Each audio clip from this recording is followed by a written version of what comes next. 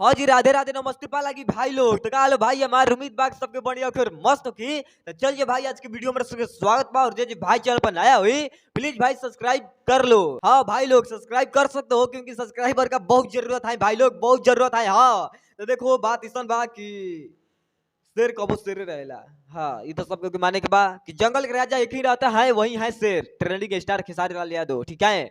Trending star Khesari Lal Yadav रहते हैं और वहीं रहेंगे, जब तक रहेंगे भोजपुरी चलेगा।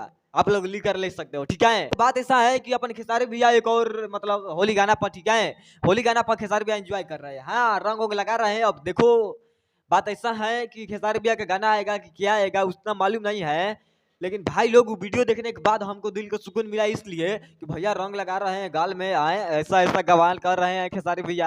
हाँ हाँ भाई लोग, मैंने ऐसा बवाल मचेली बड़ा खेसारी भैया, मैंने देखला के बाद साला दिल और दिमाग एकदम खुश। हाँ हम वीडियो दिखाई, थोड़ा सबर रखी जा, और बस ढेर देर ना 1 मिनट सबर रखी जा, ओकरा बाद तो हम दिखाई कि दिल तो जना खुश हो जाई कि खेसारी भैया ऐसा एंजॉय कर रहे हैं भाई लोग, मैंने ऐसा एंजॉय कर रहे हैं कि साला हम सोच भी नहीं सकते हैं। हाँ मन बताओ ऐसा भैया एंजॉय करते हैं। हाँ गाना पर कोई गाना है होली सॉन्ग भैया के नया नया आया है, ठीक है, और वही गाना पर खेसारी भैया मैंने ऐसा रील बनाए हुए हैं, और रील देखने के बाद दिल इतना खुश होता भाई लोग, मैंने इतना दिल खुश होता कि हम कितना बताई है। हम दिखाई वीडियो दिखाई, बस थोड़ा देर सब्र रखी जा। और भैया गाल में रंग लगा रहल बड़न, अबीर लगा रहल बड़न, ठीक बा।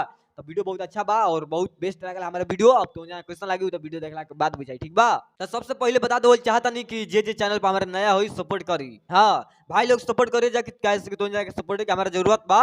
अब ज्यादा कुछ ना बोला, लेकिन तूफान मचे वाला बा, तूफान मचे वाला बा। 2025 में होली सॉन्ग एक और आई खेसारी भैया के, और हल्का मची मची तो हल्का एकदम मची। तो बस उससे हमारे चैनल के सपोर्ट कर ले रहिए जा कि हम रोज वीडियो बना के लेके आवत रहूं, रोज खेसारी भैया के बारे में नए नए अपडेट बतावत रहूं, ठीक बा। पहले वीडियो देख लीजिए खेसारी भैया, और हाँ जिसके साथ में भैया एंजॉय कर रहे हैं पहले वीडियो देख लो, देख लो।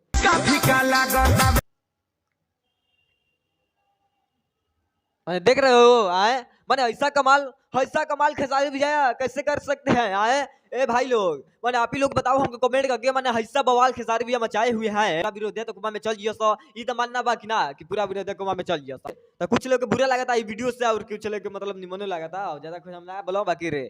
कैसा लगा है वीडियो खेसारी भैया वाला बता दीजिए कमेंट करके, ठीक बा। लेकिन वीडियो हमारा तो सब अच्छा लगा तो जाके तो लाइक कर दीजिए, शेयर कर दीजिए, कमेंट कर दीजिए। और वीडियो हमारा क्या खराब बनल था वीडियो में, ठीक बा, कमेंट करके जरूर बताइए जा। कैसे वीडियो में कुछ भी खराबी हो कि हम सुधार कर लेब, तो कैसे तो जना खातिर वीडियो बनाई ना। तो देखो जा एंजॉय कर जा, और खेसारी भैया के नए नए अपडेट बतावत रहब तो जना के पास पहुंचत रही, ठीक बा। ऐसे चैनल के सपोर्ट कर रहिए जा भाई लोग। बाकी चलता नहीं प्यार से मोहब्बत छोट भाई समझ गए, ऐसे ही बरसावत रहिए जा। चलता नहीं भाई लोग, पा लागी नमस्ते।